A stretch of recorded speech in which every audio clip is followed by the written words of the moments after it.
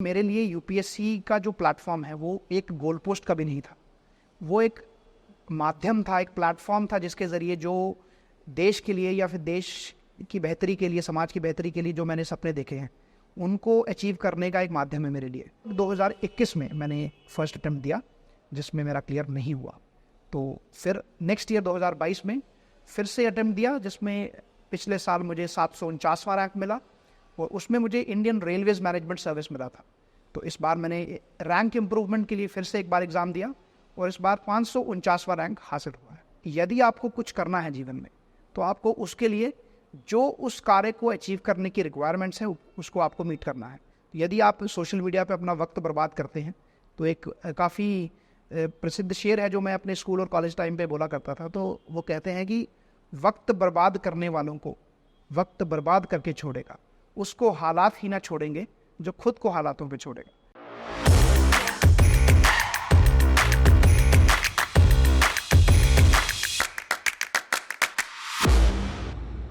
नमस्कार, take one देख रहे हैं आप। मैं हूं रोहित शर्मा। खास मुलाकात के आज के इस खास अंक में हमारे साथ एक बहुत ही ज़्यादा खास शख्सियत हैं। अभिनंदन जी इनका नाम है। 9 साल भारतीय सेना में कार्यरत थे, देश की सेवा कर रहे थे, लेकिन किसी कारणवश जो है भारतीय सेना को छोड़ना पड़ा, लेकिन अपने हौसलों को नहीं छोड़ा, अपनी उम्मीदों को नहीं छोड़ा और यूपीएससी की तैयारी में जुट गए और आज 549वां रैंक लेकर जो है हम सबको प्राउड जो है वो फील करवाया। अभिनंदन जी हमारे साथ। अभिनंदन जी, आपका बहुत बहुत स्वागत। धन्यवाद रोहित जी। अभिनंदन जी, भारतीय सेना में आप कर रहे थे, थोड़ा सा बताइएगा अपने बारे में। कब से सोचा था कि आपने इंडियन आर्मी में जो है अपनी सर्विसेज देनी है, लेकिन क्या वजह रही जिसके बाद आपको आर्मी छोड़कर और आज आप इस मुकाम पर पहुंचे, प्लेटफॉर्म अपने हाथ? जी रोहित जी, सबसे पहले तो मैं आपको ये बताना चाहूँगा कि मैं अखनूर का रहने वाला हूँ। मेरी प्रारंभिक शिक्षा पूरी स्कूलिंग अखनूर से हुई। उसके बाद मैंने इंजीनियरिंग के लिए गवर्नमेंट कॉलेज जो इंजीनियरिंग एंड टेक्नोलॉजी है वहाँ से मैंने इंजीनियरिंग अपनी पूरी की। तो इंजीनियरिंग जो वो तीसरा साल था इंजीनियरिंग का, तो उस वक्त एक यूनिवर्सिटी एंट्री स्कीम एक एंट्री होती थी आर्मी में ज्वाइन करने के लिए। तो उस वक्त आर्मी की टीम हमारे कॉलेज में आई, उन्होंने इंटरव्यू कंडक्ट किया। मैं उस वक्त कुछ ज़्यादा सोचा नहीं था, इंटरव्यू की टीम आई थी तो इंटरव्यू में बैठ गए। तो उसके बाद इंटरव्यू में बैठने के बाद उन्होंने सिलेक्शन किया, हमें आगे एसएसबी के लिए इलाहाबाद भेज दिया गया। तो जब इलाहाबाद में एसएसबी दिया तो उसमें फिर आर्मी में सिलेक्शन हो गया, साथ ही मेरा एयरफोर्स में भी सिलेक्शन हो गया था। तो फिर जैसे ही 2014 में मेरा इंजीनियरिंग ख़त्म हुआ तो उस वक्त थोड़ा कैलकुलेटेड डिसीजन लेके आर्मी में जाने का फ़ैसला किया, क्योंकि बचपन से ही वो था कि देश की सेवा में किसी न किसी तरीके से योगदान देना है। तो 2014 में इंडियन मिलिट्री एकेडमी, वहाँ ट्रेनिंग शुरू हुआ, फिर ट्रेनिंग करा। 1 साल के बाद कमीशनिंग हुआ और मैं कोर ऑफ सिग्नल्स में कमीशन लेने के बाद मैं असम के तेजपुर क्षेत्र में मेरा पहला पोस्टिंग था। तो नॉर्मल सब एक्टिविटी अच्छी चल रही थी। तो अचानक 2017 में एक ट्रेनिंग इवेंट के दौरान मुझे इंजरी हुआ, जिसके कारण मेरा स्पाइन इशू हुआ, डिस्क का इशू हो गया मुझे, और साथ ही मेरा एंकल में, मेरे पैर में काफ़ी दिक्कत हो गई, चोट लग गई मुझे। तो उस 2017 की इंजरी के बाद धीरे धीरे 2019 तक वो ख़राब होती चली गई। तो वो 2019 का वो समय था जब मैंने ये डिसाइड करा या डिसीजन लिया कि शायद मुझे अभी सिविल सर्विसेज की तैयारी करनी है, क्योंकि फ़ौज में जो फ़ौज की रिक्वायरमेंट्स हैं फिज़िकल फिटनेस को लेके, तो उसमें शायद मुझे थोड़ा दिक्कत आना शुरू हो गया था। और साथ ही मैं अपने बेस्ट जो मैं चाहता था कि उस तरीके से शायद मैं काम, मुझे लगा कि मैं भविष्य में ना कर पाऊँ। तो उस कारण से मैंने ये डिसीजन लिया कि अभी मुझे सिविल सेवा की तैयारी करनी है। 2019 में तैयारी शुरू करने के बाद लगभग 2021 में मैंने फर्स्ट अटेम्प्ट दिया जिसमें मेरा क्लियर नहीं हुआ। तो फिर नेक्स्ट ईयर 2022 में फिर से अटेम्प्ट दिया जिसमें पिछले साल मुझे 749वां रैंक मिला और उसमें मुझे इंडियन रेलवेज मैनेजमेंट सर्विस मिला था। तो इस बार मैंने रैंक इम्प्रूवमेंट के लिए फिर से एक बार एग्ज़ाम दिया और इस बार 549वां रैंक हासिल हुआ है। कोई कोचिंग ली इसके बाद आपने, या सेल्फ स्टडीज की? किस तरीके से खुद को प्रिपेयर किया और स्टडी आवर्स क्या रहे आपके, और क्या ड्यूरिंग स्टडी बाकी चीज़ों से कट ऑफ करना ये मैंडेटरी रहता है? क्योंकि ये हमेशा से एक सब जो एस्पिरेंट्स है जो उनके मन में ये सवाल रहता है, क्योंकि जो इस वक्त इस बोर्ड में है कि वो भी क्रैक करने की फिराक में लगे। और जी, बहुत महत्वपूर्ण सवाल है। तो मैं आपके दर्शकों की जानकारी के लिए बताना चाहूँगा कि 2022 का जो इम्तिहान जब तक मैंने दिया तो तब तक मैं फ़ौज में कार्यरत था। इनफैक्ट मैं यहीं सांबा कठुआ के एरिया में काफ़ी देर रहा। तो इसमें मुझे मेरे पास वो फ्रीडम नहीं था कि मैं 24 घंटे का टाइम मेरे पास है, मुझे अपना जो यूनिफॉर्म का काम है वो भी करना था, क्योंकि वो अपने गर्व की बात है कि मैंने यूनिफॉर्म पहनी है, तो जब तक वो यूनिफॉर्म है तो यूनिफॉर्म से रिलेटेड जो कार्य है उसमें कोई चूक नहीं आने देनी है। तो पूरी शिद्दत से अपना वो भी काम करा। और उसके अलावा जो मेरे पास वक्त बचता था, लगभग अगर आप घंटों के हिसाब से पूछें तो ऑन एन एवरेज 5-6 घंटे मैंने बिना मिस करे रोज़ लगाए हैं। कई बार 7-8 घंटे हो जाते थे, मगर लेकिन अगर आप कहें कि 10-12 घंटे तो वो शायद नहीं मुमकिन था मेरे लिए। तो रूटीन अगर आप पूछे तो 5-6 घंटे, ज़्यादातर 7-8 घंटे, उससे ज़्यादा मैं पढ़ाई नहीं कर पाता था। घंटे चाहे 5-7 हैं, 4-5 जितने भी, लेकिन वो जो समय रहता है पढ़ाई के लिए, कितनी कंसंट्रेशन, डेडिकेशन उस समय में चाहिए होती है? क्योंकि आज की बात करें, सोचते काफ़ी सारे बच्चे ऐसा सोचते हैं कि हमने जेकेएस के लिए, यूपीएससी के लिए जाना है, स्टडीज़ करनी है, बट जो सिनेरियो चल रहा है आज की बात करें तो मुझे लगता नहीं कि शायद मैक्सिमम लोग इतने हैप्पीफुल हो चुके हैं। सोशल मीडिया की बात करें, मोबाइल फ़ोन्स की बात करें, तो छोड़ा नहीं जाता है इन सब के साथ, कहीं न कहीं आपको इन टच रहना, आप इंडल्ज रहते हैं इन सब के अंदर। कितना वो मन को, जो मैं कहूँगा, कंट्रोल करना अपने आप पर, अपनी विल पावर को स्ट्रॉन्ग करना, उन सबसे हटकर वो जो समय रहता है, कितनी कंसंट्रेशन वो समय आपसे मांगता है? देखो, कंसंट्रेशन की अगर बात है तो जैसे मैंने कहा कि 5-6 घंटे मैं पढ़ाई करता था, तो लेकिन अगर मैं 5-6 घंटे पढ़ाई कर रहा हूँ तो वो पूरे कंसंट्रेशन के वक्त होना चाहिए। ऐसा नहीं है कि मैं 5 घंटे बोल के अपने आप को 3 घंटे में कुछ और ही कार्य कर रहा हूँ। तो कंसंट्रेशन बहुत इंपॉर्टेंट है। एक और सवाल जो आपने बहुत अच्छा किया कि आज के समय में जो युवा है वो सोशल मीडिया से काफ़ी प्रभावित है, अपना अधिकांश जो समय है वो सोशल मीडिया पे बिताना शुरू कर चुका है। तो यहाँ आपको ये समझना बहुत ज़रूरी है जो हमारे युवा हैं, कि यदि आपको कुछ करना है जीवन में तो आपको उसके लिए जो उस कार्य को अचीव करने की रिक्वायरमेंट्स है उसको आपको मीट करना है।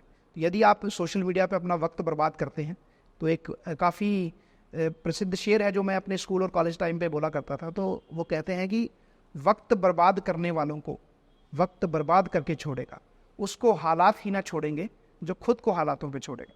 तो यदि आज के हालात हैं कि सिविल जो अपना सोशल मीडिया है वो आपको प्रभावित कर रहा है और आप उसमें बहते जा रहे हैं, तो कहीं ना कहीं यदि आपको करियर बनाना है सोशल मीडिया में तो ठीक है, क्योंकि आज ऐसा नहीं है कि आपको सिर्फ सिविल सेवा करनी है या गवर्नमेंट ही नौकरी आपको चाहिए। आप आज की डेट में आपके पास बहुत से ऑप्शंस हैं।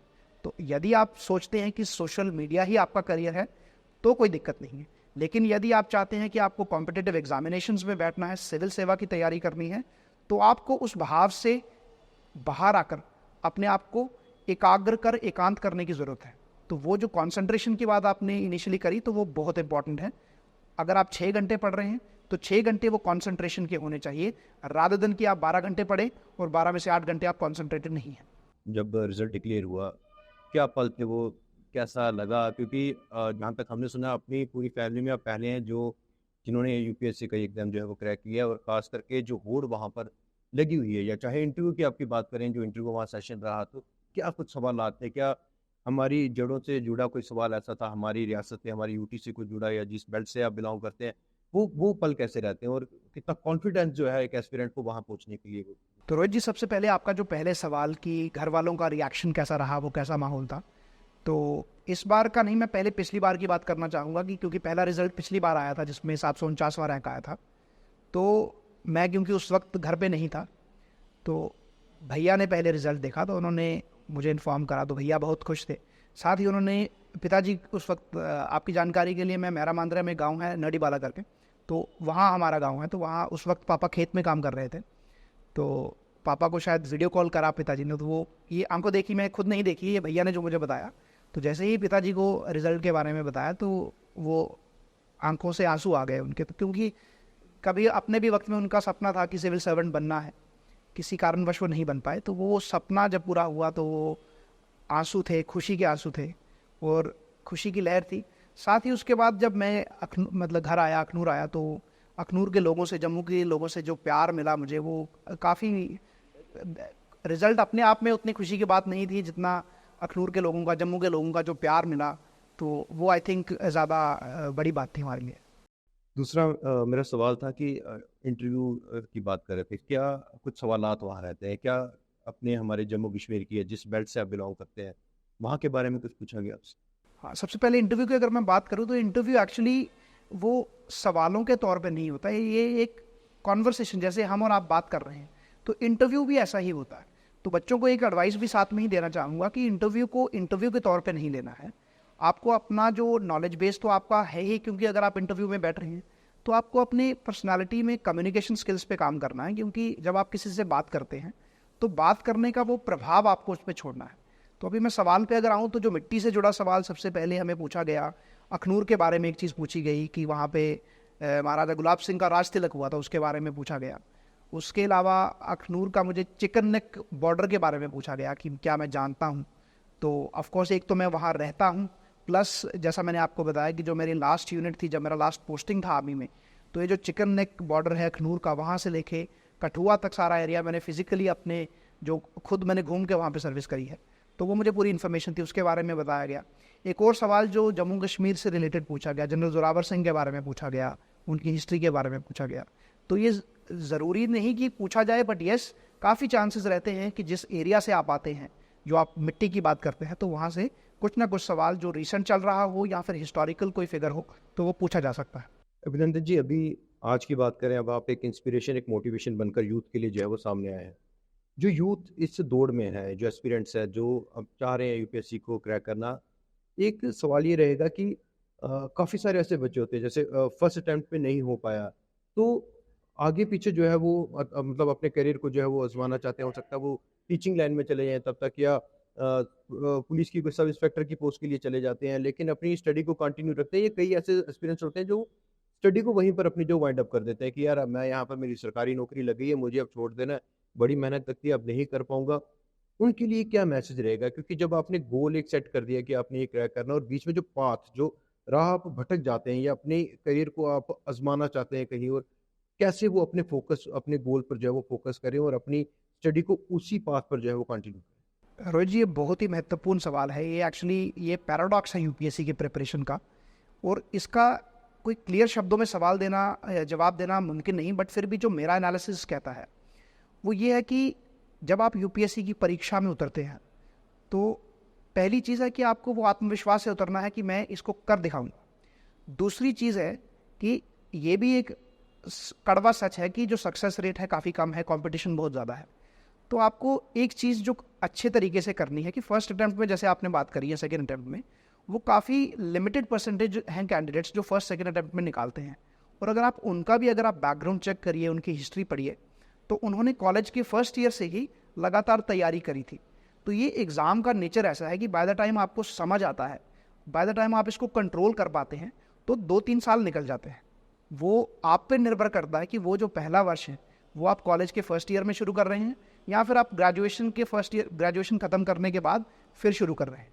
और दूसरी चीज़ रही कि प्रेशर की बात की, लोग दूसरी नौकरियां ज्वाइन कर लेते हैं, तो वो लाजमी सी चीज़ है। हम प्लानिंग में कहाँ फ्लॉ हो रहा है हमारा कि फर्स्ट अटैम्प्ट जब हम देते हैं तो हम बिना आइडिया के दे देते हैं, हमें पूरा एग्ज़ाम के बारे में जानकारी नहीं है, स्ट्रैटेजी क्या है, क्या करना है, तो उस कारण से हम फर्स्ट अटैम्प्ट इन अ वे ट्रायल अटैम्प्ट की तरह वेस्ट कर देते हैं। तो सेकंड थर्ड अटैम्प्ट तक जब तक हम समझ पाते हैं उस चीज़ को, तो उस वक्त तक वो प्रेशर आना शुरू हो जाता है। और क्योंकि यूपीएससी की तैयारी अगर आप कर रहे हैं तो आपका एक जो इंटेलेक्चुअल लेवल वो वहाँ तक पहुँच जाता है कि आप बाकी सारे एग्जामिनेशंस, इफ़ नॉट सारे तो मेजॉरिटी ऑफ द एग्ज़ाम्स आप क्वालिफाई कर सकते हैं। तो फिर जैसे ही आपका नौकरी लगा तो फिर वो एक अर्ज होती है कि अभी ज्वाइन कर लिया जाए, क्योंकि रिस्क है, यूपीएससी नहीं हो रहा है। तो इसमें मैं कैंडिडेट्स को यही एडवाइस देना चाहूँगा कि जो फर्स्ट अटैम्प्ट आप दे रहे हैं उसको एज अ ट्रायल अटैम्प्ट मत दीजिए। अटैम्प्ट देने से पहले अपने आप को तैयार कर लीजिए। अगर आपको लगता है कि 2-3 फेलियर देख के आप निराश होकर राह बदल देंगी, तो बेटर ये है कि आप फर्स्ट अटैम्प्ट से पहले ही पूरी तरह से तैयार होके आएँ, क्योंकि इस एग्ज़ाम का प्रोसेस ऐसा है कि आपको पूरा एग्ज़ाम समझने में और उसकी जो रिक्वायरमेंट है उसको मीट करने में वक्त लगता है। अभिनंदन जी, स्टडी के अलावा, मतलब 5-6 घंटे, 7-8 घंटे आप कहते हो उसमें पढ़ाई के लिए चाहिए, आप 9 साल आर्मी में भी कार्यरत रहे। अपने लिए क्या करते हैं अभिनंदन? अपनी हॉबीज़ क्या हैं? या इन सबसे हटकर क्या पसंद करते हैं आप? तो पहले मैं बताना चाहूँगा, स्पोर्ट्स जो है वो मेरा फर्स्ट लव रहा है हमेशा। तो राइट फ्रॉम जब मैं स्कूल में था मैं क्रिकेट खेला करता था। अंडर 19 के लिए जम्मू कश्मीर का अंडर 35 प्रोबेबल में सिलेक्शन भी हुआ 11th क्लास में। उसके बाद फिर क्योंकि पढ़ाई की तरफ रुझान था तो वो वहीं धरा का धरा रह गया। साथ ही बास्केटबॉल खेला है काफ़ी समय से। और उसके अलावा अगर स्पोर्ट्स के अलावा बात करी जाए तो मैं कविताएं लिखता हूँ, खासकर अंग्रेज़ी में, और कुछ थोड़ा बहुत हिंदी उर्दू में, बट ज़्यादातर मैं जब समय होता है तो जैसा मैंने आपको बताया मैं अखनूर से हूँ, तो चिनाब के किनारे बैठ के कई बार वो चाँद को देखते हुए कविताएँ लिखी हैं, तो वो मेरी हॉबीज़ में शामिल है। कोई कविता ऐसी जो आप शेयर करना चाहते हैं या किसी को डेडिकेट करना चाहते हैं? यूथ के लिए ही हम बात कर रहे हैं, तो यूथ के लिए एक मैंने कविता लिखी थी जिसमें मैंने ये कहना चाहा, अंग्रेज़ी की कविता है, तो उसमें बात करी गई है कि यूथ जो है वो एक शेर है। तो उसका जो पोएम का लाइन जो टाइटल ही है दैट इज़ कि you are a lion who is born to roar. तो ये कविता काफ़ी लंबी है बट मैं इसका आखिरी जो स्टैंजा है मैं वो पढ़ना चाहूँगा। तो इस प्रकार है कि on the sands of time don't you wait, let it rain even if it is meant to pour. You are a diamond who is invincible to the core. However dark the night, your infinite soul will take you to the shore. What if there are mountains in the oceans? Your story is the making of an epic lore. For you have the courage and that to galore. For you have the courage and that to galore. Because my friend, you are a lion who is born to roar and you will roar and be hailed as the king of the jungle. बहुत खूब ये lines हैं और ये अपने आप में एक मोटिवेशन है तमाम यूथ के लिए जो जो कहीं न कहीं अपनी कॉन्फिडेंस लेवल को लूज़ करते हुए नज़र आते हैं, उनको बूस्ट अप करने के लिए मुझे लगता है ये लाइन्स जो है काफ़ी जी ज़्यादा। बिल्कुल, उसी उद्देश्य से ये कविता भी लिखी गई थी। जी, जी। अभिनंदन जी एक बहुत बड़ी अब रिस्पॉन्सिबिलिटी आपके ऊपर आयत होने वाली है और क्या किस तरीके से इस रिस्पॉन्सिबिलिटी को निभाने जा रहे हैं? और ख़ास करके अगर हम बात करें यदि आपको मौका मिलता है अपनी इस जम्मू कश्मीर यूटी के अंदर अपनी सर्विसेज़ को देने का, क्या कोई ऐसा बदलाव जो आप देखना चाहते हैं, करना चाहते हैं प्राथमिकता को? देखो, सबसे पहला जो बदलाव मैं यूथ को स्पेसिफिक में नज़र में रख के जो देखता हूँ, जो यूथ मैं इनफैक्ट पिछली बार भी रिजल्ट आया था तो इस बार भी आया, तो जब मैं कॉलेजेस में, इंस्टीट्यूट्स में यूथ से इंटरेक्शन करने पे और टीचर्स के साथ बात करने पे मुझे जो फीडबैक मिला है वो ये है कि आज का जो यूथ है वो डिसोरिएंटेड है काफ़ी। एक चीज़ वो है, दूसरा जो आप भी जानते हैं और न्यूज़ में भी काफ़ी चलता है कि जो युवा है जम्मू कश्मीर का वो गलत ट्रेंड्स में फंसता चला जा रहा है, जिसमें नशा जो है, ड्रग्स जो है वो सबसे बड़ी दिक्कत है।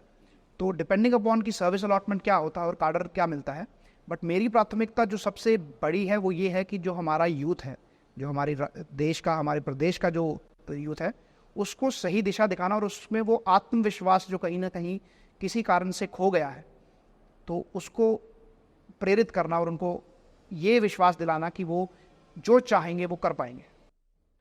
अभिनंदन जी, अब फाइनली जो प्लेटफ़ॉर्म आपने हासिल कर लिया है, ये रुकने वाले हैं यहाँ पर या आप और सोचा कि मुझे फिर इम्प्रूविंग के लिए और जाना है, मुझे और बड़ा अभी रैंक? एक्चुअली डिपेंड करता है कि सर्विस अलॉटमेंट अभी 1-1.5 महीने का वक्त लगेगा, तो डिपेंडिंग अपॉन कि क्या सर्विस मिलता है तो आई थिंक उस पे निर्भर करेगा कि आगे की जर्नी कैसी रहेगी।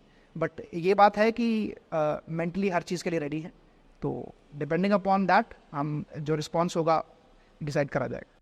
अपने लिए कुछ सोचा है? कभी सोचा था कि जब मैं ये प्लेटफ़ॉर्म को अचीव कर लूँगा उसके बाद क्योंकि लाज़मी है जब आप इस प्लेटफ़ॉर्म के लिए दौड़ में लगे होंगे तो समय नहीं दे पा रहे होंगे अपनी जो कोई ड्रीम्स कह सकते हैं इनको, वो क्या कुछ सोचा भी, कुछ ऐसी चाह थी कि जब ये कंप्लीट हो जाएगा उसके बाद मुझे चाहे कहीं जाने की बात हो या कोई ऐसी इच्छा जो पूरी करना चाहते हैं? सबसे पहले रोहित जी, मेरे लिए यूपीएससी का जो प्लेटफॉर्म है वो एक गोल पोस्ट कभी नहीं था, वो एक माध्यम था, एक प्लेटफॉर्म था जिसके ज़रिए जो देश के लिए या फिर देश की बेहतरी के लिए, समाज की बेहतरी के लिए जो मैंने सपने देखे हैं उनको अचीव करने का एक माध्यम है मेरे लिए। तो वो अभी एक एंट्रेंस हुआ है, तो जो गोल हैं वो एंट्रेंस के उस तरफ हैं। तो गोल्स तो काफ़ी हैं, बट अगर आप पर्सनल लेवल पे मुझे पूछे कि मैं क्या करना चाहूँगा अपने लिए। अभिनंदन, हाँ, आइए अभिनंदन, हाँ जी, अभिनंदन कहते तो हैं। अभिनंदन के तौर पे अगर आप पूछेंगे तो कुछ चीज़ें हैं जो मेरी हिट लिस्ट में आप बोल सकते हैं। सबसे पहला है कि मुझे काफ़ी देर से इच्छा है कि कविताओं की एक पुस्तक मुझे पब्लिश करनी है, क्योंकि मैं लगातार पिछले 10-12 साल से कविताएं लिख रहा हूँ। तो काफ़ी मतलब इफ नंबर्स के हिसाब से जाए तो हज़ारों कविताएं मैं लिख चुका हूँ, बट अभी दिल चाहता है कि एक कविता की किताब पब्लिश करी जाए। अभिनंदन, शादी कब कर रहे हैं अब? क्योंकि अब लाइन लगने वाली है, कतार लगने वाली है लंबी। अब क्या ढूँढ के रखा है किसी को, कोई जीवन साथी ऑलरेडी साथ है या अरेंज किया उसने? इसका उत्तर जो है वो आपका जो पहले क्वेश्चन था कि वो एकाग्रता की बात हम करेंगे, तो इस एग्ज़ाम की रिक्वायरमेंट ऐसी थी कि आपको पिन पॉइंट फोकस की ज़रूरत थी। तो अभी तक इस विषय में ना ही सोचा और ना ही घर पे भी कभी बात हुई, बट यकीनन जब भी समय आएगा तो आई थिंक एक साथ आपको हर डिनर पे बुलाया जाएगा। फाइनली एक मैसेज जम्मू कश्मीर के लिए, जम्मू कश्मीर के यूथ के लिए, अपने रिलेटिव्स के लिए जो आपकी इस खुशी में आपके साथ। सबसे पहले तो सबका धन्यवाद देना चाहूँगा जो प्यार और मोहब्बत रिज़ल्ट आने पे मिलता है, और जो आपने जम्मू कश्मीर की जनता के बारे में और जम्मू कश्मीर के युवा के बारे में जो आपने बात कही, तो एक ही मैसेज है कि अपने पे विश्वास रखिए कि आसमान जितना है वो सारा अपना है, बस यकीन रखिए और वो हम हासिल करके रहेंगे। अभिनंदन, एक प्रश्न मन में था वो मेरे से छूट गया था। हाल ही में एक फिल्म आई है 12th फेल, उस फिल्म ने काफ़ी सारे युवाओं को जो है वो मोटिवेट किया है। क्या आपने वो मूवी देखी? मूवी तो मैंने देखी नहीं, बट हल्का हल्का मुझे उसका स्टोरी और बैकग्राउंड मालूम है। काफ़ी सारे ऐसे एक्सपीरियंस रहते हैं जिनकी रियल लाइफ के ऊपर ये मूवी जो है वो आधारित है। तो लगता है कि ऐसी मूवीज़ और आनी चाहिए ताकि जो यूथ जो एस्पिरेंट्स हैं, जो यूथ चाहते हैं इस प्लेटफॉर्म पर आना, उनको कहीं न कहीं ऐसी मोटिवेशन की ज़रूरत है थ्रू पिक्चराइज़, और सब लोगों का जो है एक टीम वर्क एक ऐसा रोल रहना चाहिए कि वो कहीं न कहीं बूस्ट करें तमाम यूथ को कि वो नशे की साइड से हटकर या गलत राह से हटकर ऐसी मूवीज़, ऐसी पिक्चराइज़ आए कि यूथ जो है वो मोटिवेट हो और कहीं न कहीं अपना जो योगदान है वो देश की सेवा। और जी इसमें दो बातें मैं ऐड करना चाहूँगा। एक तो है कि आपने पहला सवाल कि ऐसी मूवीज़ आनी चाहिए कि नहीं। यकीनन बेशक ऐसी मूवीज़ आनी चाहिए, क्योंकि ऐसी कोई भी चीज़ जो हमें प्रेरित करती है अपना बेहतर वर्जन बनने के लिए, व्यक्तिगत तौर पे या फिर सामाजिक तौर पे समाज को बदलाव के लिए, तो वो यकीनन आनी चाहिए। क्योंकि अगर देखा जाए तो मीडिया का जो हमारा मूवीज़ का स्तर है, वो जो रोल उनको निभाना चाहिए मुझे लगता है वो उतने अच्छे से नहीं निभा रहे हैं। तो यकीनन ऐसी मूवीज़ आनी चाहिए। दूसरा, मैं एक और इसमें एहतियात जो कैंडिडेट्स के लिए देना चाहूँगा या उनको प्रिकॉशन देना चाहूँगा कि मूवीज़ देख के आप एग्ज़ाम की तैयारी ना शुरू कीजिए, क्योंकि मूवीज़ की जो मोटिवेशन होगी वो 6 महीने तक नहीं रुकेगी। इस एग्ज़ाम की रिक्वायरमेंट है 2-3 साल आपको अपने सारे जो कंफर्ट्स हैं, कंफर्ट जोन हैं, आपका जो रिलेटिव्स के साथ, फ्रेंड्स के साथ बैठना उठना, बाहर जाना, वो सब आपको कंट्रोल करना पड़ेगा।